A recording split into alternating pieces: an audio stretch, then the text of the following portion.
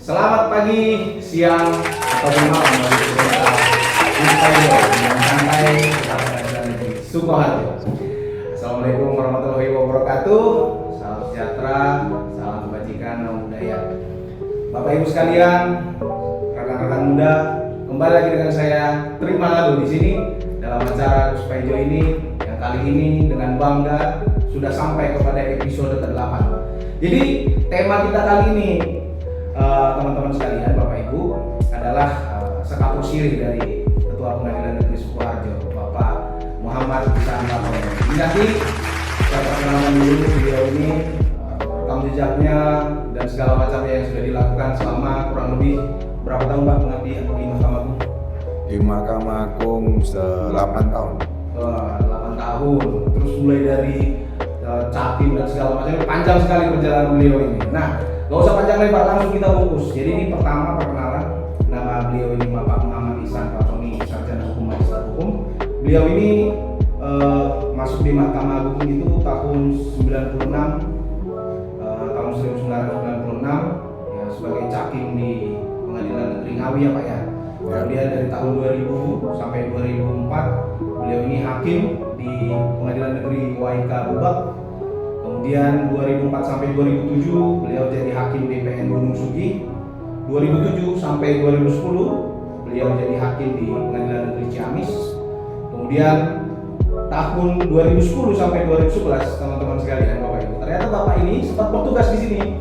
Akan kami jadi hakim ya Pak ya, jadi hakim Pengadilan Negeri Sukoharjo. Kemudian atas prestasinya beliau pada tahun 2011 sampai dengan tahun 2019 ditunjuk menjadi hakim justisial di Mahkamah Agung sebagai asisten Kamar Pidana dan Militer, asisten Prof. Dr. Nyapa, SMH, DEA, dan Prof. Dr. Surya Jaya, SMH. Kemudian setelah menjadi hakim justisial, beliau PTN Proper terpilih menjadi wakil ketua Pengadilan Negeri Ungaran.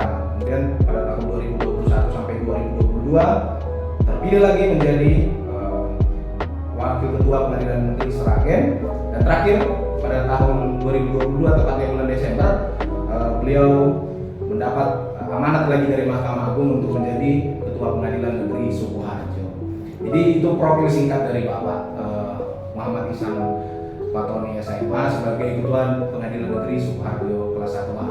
Beliau ini kalau ingin tahu lebih lanjut sebenarnya tinggal datang aja ke Pengadilan Negeri, nanti ada PTSP, nanti kita akan sharing di sana. Nanti kita juga akan, karena sebagai pimpinan, motonya beliau ini adalah melayani para pencari keadilan. Nah, Pak Ketua nih atau Pak Ihsan saya panggil kan. Ya. Jadi kurang lebih Bapak sudah di Pengadilan Negeri Sukoharjo ini kan 6 bulan ya Pak ya? Ya. Mulai 27 Desember 2022. Nah, sejauh ini Pak, apa visi dan misi Bapak sebagai pimpinan di Pengadilan Negeri Sukoharjo ini yang akan Bapak laksanakan selama masa jabatan Bapak di Pengadilan Negeri Sukoharjo? Tentunya kita tidak melenceng dari visi dari Pengadilan Negeri Sukoharjo, yaitu mewujudkan peradilan yang agung. Itu yang menjadi underline ya, untuk menjadi tujuan utama. Tentunya tujuan itu masing-masing pimpinan punya cara dan punya strategi untuk mewujudkan visi dan misi satu pengadilan. Yang pertama tentu saya akan melanjutkan pimpinan sebelumnya terhadap hal-hal atau program-program yang baik, tentu akan kami teruskan. Namun demikian tentu karena pimpinan itu tidak berlangsung lama, ada hal-hal yang belum selesai, pasti akan kita lanjutkan. Kita lanjutkan dalam rangka untuk mewujudkan visi dan misi dari Pengadilan Negeri Sukoharjo secara khususnya atau Mahkamah Agung pada umumnya. Tentu ada hal yang menjadi titik prioritas yang untuk kita segera tingkatkan, yaitu kita meningkatkan pelayanan bagi para pencari keadilan dan juga pengguna layanan. Karena di pengadilan sekarang di samping orang yang berhadapan dengan hukum karena adanya perkara atau kasus, tapi ada juga yang meminta surat keterangan. Ya. Nah, ini namanya layanan. Layanan itu ya. Apalagi sekarang ini musimnya orang mencari surat keterangan. Ada surat keterangan untuk menjadi salah satu syarat calon legislatif bisa, untuk jadi pimpinan daerah bisa, untuk perangkat suatu kelurahan dan kegunaan-kegunaan lain yang memerlukan persyaratan. Nah, itu maka kita tingkatkan layanan. Layanan itu baik layanan kaitannya dengan administratif, juga kaitannya dengan fasilitas-fasilitas untuk para pengguna pengadilan. Jadi secara fisik kita tingkatkan, mungkin kaitannya dengan toilet kita perbaiki supaya nyaman para pencari keadilan, dan juga ruang sidang mungkin nanti akan kita benahi karena selaras dengan adanya pengadilan yang ramah disabilitas. Ini kita tingkatkan fasilitasnya untuk kaum disabilitas, dan juga untuk fasilitas anak karena ada pengadilan anak, sehingga fasilitas itu perlu juga kita tingkatkan. Ruang sidang anak yang nyaman, ada ruang tunggu anak, ada tahanan anak, dan juga fasilitas untuk penasihat hukum juga kita perbaiki bangunannya, dengan juga fasilitas untuk jaksa penuntut. Karena sekarang seiring dengan meredanya COVID-19, sidang offline ada sidang yang sudah dalam saat-saat tertentu dengan cara offline, sehingga fasilitas-fasilitas itu mau tidak mau harus kita tingkatkan. Kemudian juga secara internal, kalau tadi fasilitas eksternal, internal juga kita tingkatkan. Untuk kita melayani yang baik, tentu kita harus punya fasilitas yang baik. Itu rekan-rekan hakim kita siapkan ruangan yang representatif, kita siapkan juga toilet khusus untuk hakim sehingga beliau-beliau itu bisa melaksanakan tugas dengan baik, karena fasilitasnya juga mendukung. Kita perbaiki AC-nya, ruangannya, sehingga bisa melaksanakan kerja, bisa nyaman dalam melaksanakan pekerjaan itu. Mengenai hal-hal yang menjadi titik prioritas yang sedang kita laksanakan. Ya, selama 1 bulan di sini, alhamdulillah sudah hampir 80% kita laksanakan, dan nanti kita terus sambil meningkatkan pelayanan. Kita juga selalu evaluasi diri, mungkin melalui sosmed, Instagram, ataupun ada nomor WA khusus para pengguna lain untuk mencari keadilan, bisa mencari informasi atau memberikan saran kritikan untuk kita. Kita tidak alergi terhadap kritikan dan saran, untuk membangun supaya layanan kita semakin lama semakin meningkat.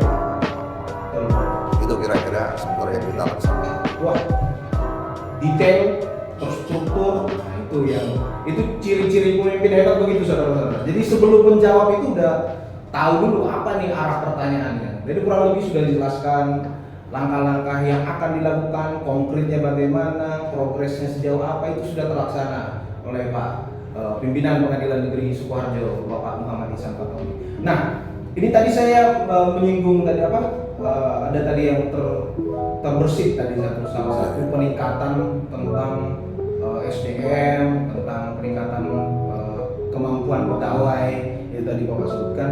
Jadi setelah kurang lebih Bapak 6 bulan di sini, penilaian Bapak, apa sih kekuatan kalau kita bicara tentang analisis SWOT kan, strength, weakness, opportunities, dan threats atau ancaman itu. Jadi kalau Bapak secara singkat bisa melihat, walaupun baru 6 bulan ini Pak di Pengadilan Negeri Sukoharjo ini, apa aja sih sebenarnya kekuatan yang ada di Pengadilan Sukoharjo, kelemahan kita apa, terus peluang kita ke depan bagaimana, kemudian apa sih ancaman-ancaman yang nyata yang Bapak temui di selama kurang lebih 6 bulan melayani di Pengadilan Negeri Sukoharjo? monggo. Ya, terima kasih Pak. Ini menarik sekali apa yang disampaikan saudara Tri. Sampai lupa nih Mas Tri. Jadi Mas Tri tadi menyampaikan kaitannya dengan teori SWOT. Sering diajarkan ketika orang mau memimpin, nah itu ada teori SWOT, ada strength, kekuatan. Nah itu kita harus pandai-pandai melihat kekuatan, kelemahan, dan kita memanfaatkan semaksimal mungkin teori kekuatan sebaiknya, dan juga mengeliminir sekecil mungkin kelemahan-kelemahan itu dengan melihat kekuatan yang ada. Kalau kita lihat selama saya 6 bulan di sini memang ada kekuatan yang perlu kita maksimalkan. Itu karena merupakan peluang yang harus kita gunakan sebaik mungkin. Satu, saya tentunya tahu benar kondisi dan situasi daerah di sini. Karena saya kebetulan kelahiran di sini. Oh, warga asli sini ternyata saudara. Dan pernah bertugas di sini. Lagi. Sehingga secara tidak langsung saya tahu kultur masyarakat di sini. Kemudian secara SDM di kantor sedikit-sedikit saya sudah mengenal, sehingga tahu karakter dari sebagian pegawai, tentunya pegawai-pegawai yang ketika saya bertugas masih ada. Itu kekuatan yang harus saya fungsikan maksimal. Sehingga ketika kita lihat kulturnya sedemikian rupa, pegawainya yang sedemikian, dan juga ada satu lagi, banyak tenaga muda yang potensial. Saya lihat di Pengadilan Negeri Sukoharjo ini banyak yang muda-muda. Kalau istilahnya Pak Soekarno, ketika berilah saya 10 pemuda, maka akan saya guncang dunia. Ini secara ketika saya bisa guncang Pengadilan Sukoharjo. Ini selama 6 bulan kita sudah agak kelihatan SIP kita selalu di 5 besar seluruh Indonesia. Kalau di Jawa Tengah dipertandingkan di beberapa kelas pernah kita nomor 1 beberapa kali. Nah, ini karena kita memang punya SDM yang cukup bagus. Nah, ini kita manfaatkan semaksimal mungkin, karena saya yakin anak-anak muda punya talenta bagus, punya semangat, masih semangatnya. Tapi di sisi lain ada juga kelemahan. Apa itu? Kelemahan itu apa? Ini menarik sebenarnya, kelemahan ini kita evaluasi kan. Karena yang namanya manusia, kalau dalam bahasa agama, al-insanu ma khalaqahu khata' wa nisyan. Jadi manusia itu ya tempatnya lupa dan keliru. Betul. Lupa dan keliru. Dari sisi banyak SDM muda, tentu dia punya semangat, punya talenta yang bagus. Cuma jam terbang kurang. Betul. Pengalaman kadang kita harus mengarahkan supaya sesuai di jalan dan rel.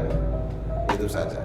Saya kira anak-anak muda perlu belajar kaitannya dengan pengalaman. Orang kalau di sini Jawa itu ada falsafah. Wong pinter kalah karo wong kulino. Wong kulino kalah karo wong bejo. Jadi di sini anak-anak muda pinter tapi kurang terbiasa. Kulino biasa ya. Kulino itu terbiasa. Sehingga kalah cepat karena ada yang tua tapi sudah terbiasa. Makanya kalau tidak terbiasa, terasah, saya yakin akan bisa juga lebih bagus lagi. Itu harapan kita. Terus tadi Pak, itu kan sudah kekuatan udah, kelemahan udah, peluang juga udah tadi sedikit-sedikit. Nah, terus kalau menurut Pak itu ancaman kita itu apa Pak? Baik dari internal maupun eksternal, itu yang Bapak nilai selama di Pengadilan Negeri Sukoharjo ini apa sih ancaman-ancaman yang nyata itu Pak? Ya tentunya situasi dan kondisi saat ini kalau musim mendekati pemilu, ketika mendekati pemilu biasanya suasana politik panas. Ketika suasana politik panas ada kecenderungan terjadi peningkatan tindak pidana dimanapun, termasuk di Sukoharjo. Ini yang harus kita antisipasi, karena kita harus selalu berposisi dalam posisi yang netral, tidak memihak ke kanan, ke kiri, ke atas, ke bawah. Kita posisi netral karena posisi kita adalah sebagai lembaga yudikatif. Nah, itu yang perlu kita harus tekankan. Kita selalu ingatkan kepada teman-teman di PAD maupun ASN untuk selalu memegang teguh tugas dan tanggung jawab kita sebagai lembaga yudikatif. Itu yang perlu diwaspadai ke depan, karena ke depan juga ada mungkin pelanggaran kaitannya dengan pemilu yang memakai hukum acara yang cukup cepat. Ini dituntut SDM yang handal dan sikap dalam menangani perkara, sehingga perkara diselesaikan dengan baik, bagus, para pencari keadilan bisa menerima.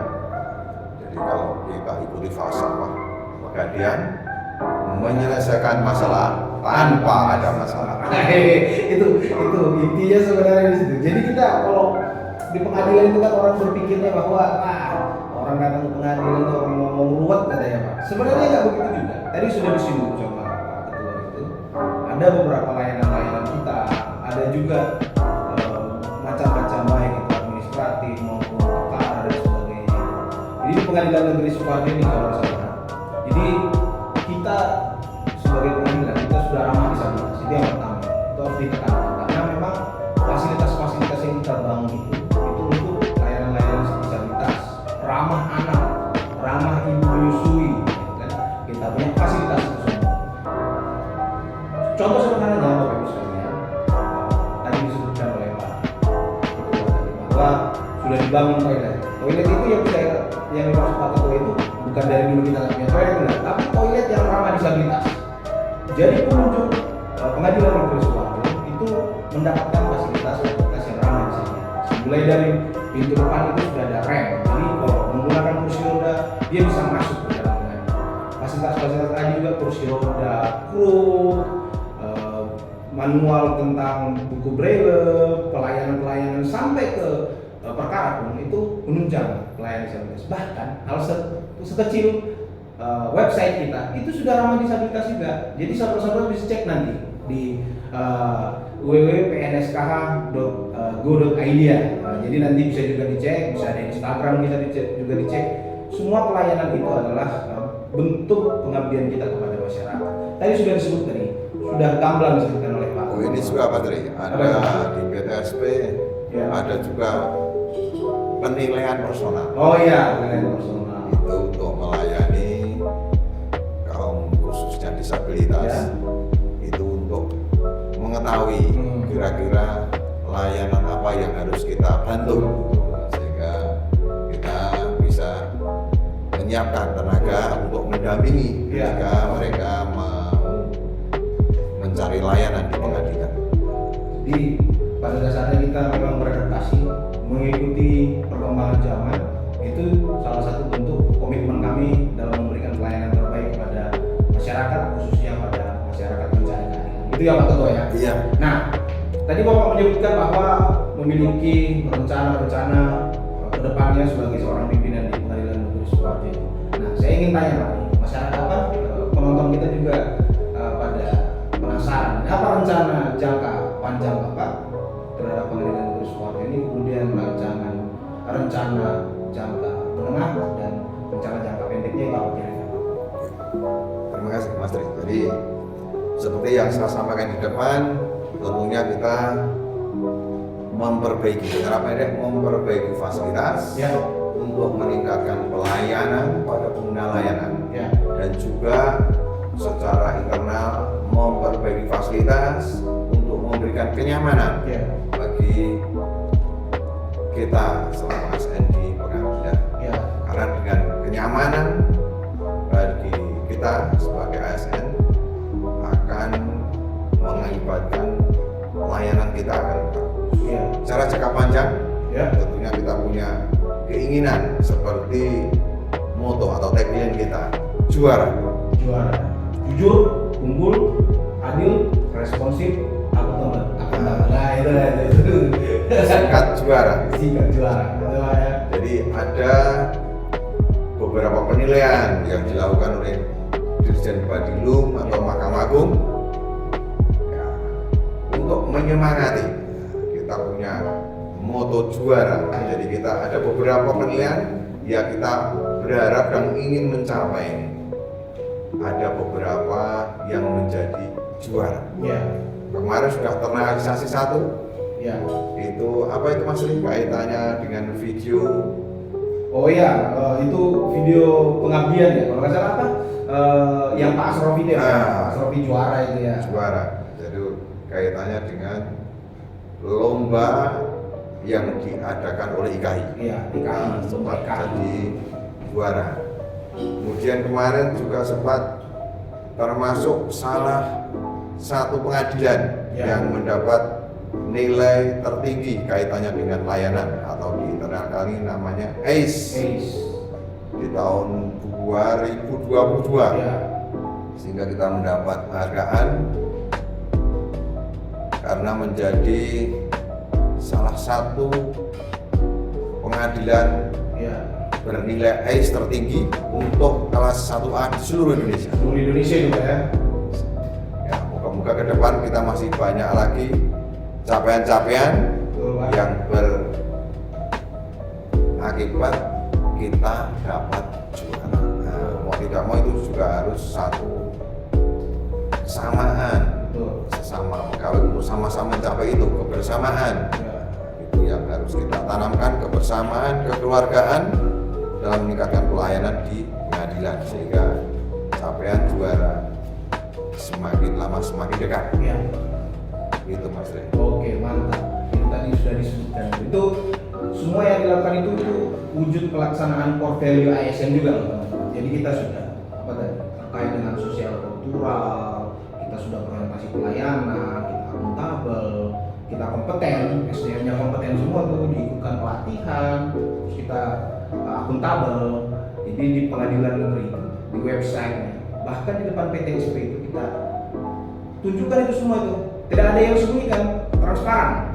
Penggunaan biaya, pajak dan segala macamnya itu semua kita tunjukkan. Terus kemudian tadi aku juga menyinggung tentang harmonis, kita loyal, kita adaptif terhadap perkembangan zaman.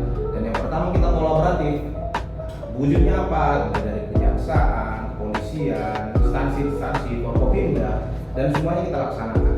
Nah itu pelaksanaan kita di Pengadilan Negeri Sukoharjo ini terkait dengan bagaimana kita melaksanakan nilai-nilai inti dari seorang ASN yang berakhlak. Nah, kemudian Pak Ketua, ini saya jadi teman-teman di Pengadilan Negeri Sukoharjo kita kan punya Instagram tuh. Nah, di Instagram ini biasanya akan banyak pertanyaan-pertanyaan itu baik di kolom komentar maupun melalui direct message kepada kita. Jadi ini kita ambil sudah tiga pertanyaan yang paling ini Pak Ketua, yang paling umum lah, yang paling sering. Jadi ada ini, saya bacakan langsung aja ya. Yang pertama dari Yuniastri_95. Pertanyaan ini, siapa saja sih yang boleh menonton jalannya persidangan? Nah itu Pak. Gimana ini Pak jawabannya ini Pak? Jadi kalau saya nih, saya juga sebagai pegawai Mahkamah Agung kan malu juga lah saya kalau tidak tahu ya Pak ya. Apa siapa sih yang bisa menonton di persidangan ini? Yang pertama itu sesuai dengan pasal 153 ayat 3 KUHP disebutkan untuk keperluan pemeriksaan hakim ketua sidang membuka sidang dan menyatakan sidang terbuka untuk umum kecuali, nah ini teman-teman ini ada kecualinya nih, kecuali dalam perkara mengenai kesusilaan dan atau terdakwanya anak-anak. Ada yang mungkin ya Bapak bisa tambahkan Pak? Iya, seperti yang disebutkan Mas Tri tadi ya, merujukannya pasal 153 ayat 32. Ada perkara kaitannya dengan kesusilaan, perkara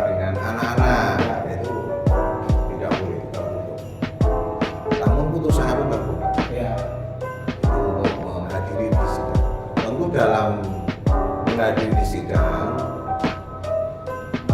di samping seperti yang disampaikan Mas tadi, kita harus satu, nggak boleh rame.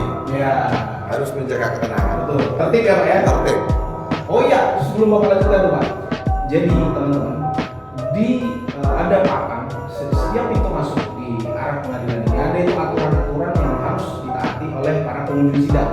Yang paling utama nih, ini sering kecolongan ini Bapak Ibu sekalian. Mungkin syukur-syukur saat menonton ini besok-besok bisa melihat ya kan. Ada harus pakai celana panjang, berpakaian rapi, sopan. Jadi jangan datang juga compang-camping, kan itu tidak menghargai contempt of court itu jatuhnya. Gitu Pak. Lanjut Pak. Juga harus sopan. Wah, itu sopan. Anak kecil nggak boleh, nggak boleh nih, anak kecil nggak boleh bawa anak.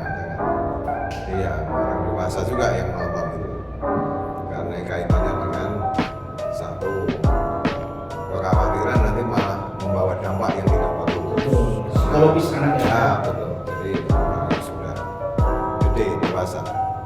Demikian juga tidak boleh membawa senjata tajam. Oke. Walaupun petugas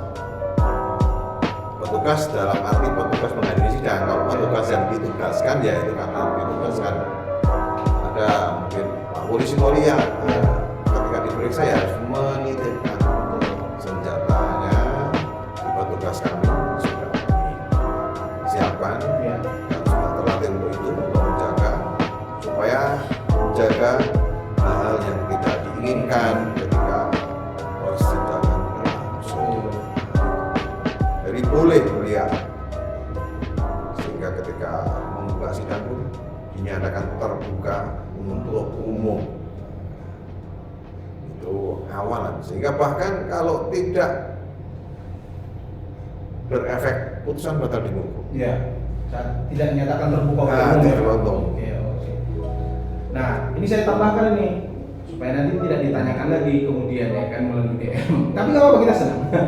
Terus gimana Pak kalau nanti kita kebetulan saya diperiksa jadi saksi, saya punya anak, nggak mungkin saya tinggal. Nah, teman-teman Bapak Ibu sekalian, Pengadilan Negeri Sukoharjo tadi sudah disinggung sama Pak Ketua. Kita punya ruang ramah anak. Jadi tempat bermain. Betul, tempat bermain anak Pak. Jadi nanti pada saat ibunya atau bapaknya atau yang membawa anak ini diperiksa, boleh tetap bawa ke pengadilan, akan tetapi tidak boleh masuk ke ruang sidang. Jadi nanti dititipkan di ruang ramah anak itu, ruang bermain anak. Nah, gitu Pak.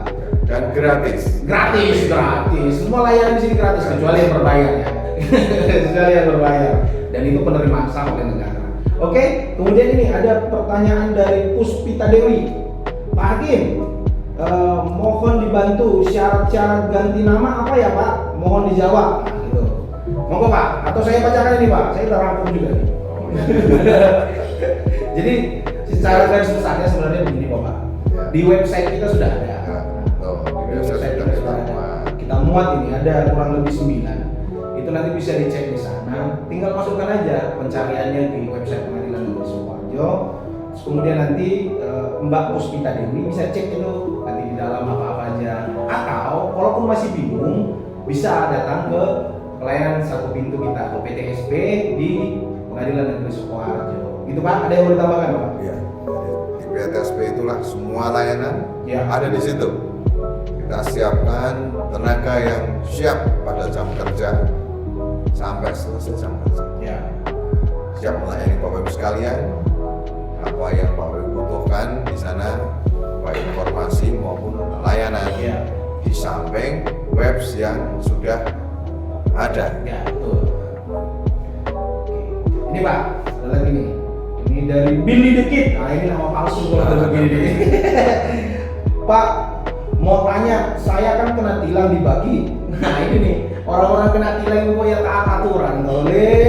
Ini loh, saya kena tilang dibagi. Apakah saya perlu sidang tilang di pengadilan atau gimana Pak? Terima kasih. Sukses selalu untuk Pak Hakim. Nah, jadi ini saya kasih. Bagus ini. Pertanyaannya memang mewakili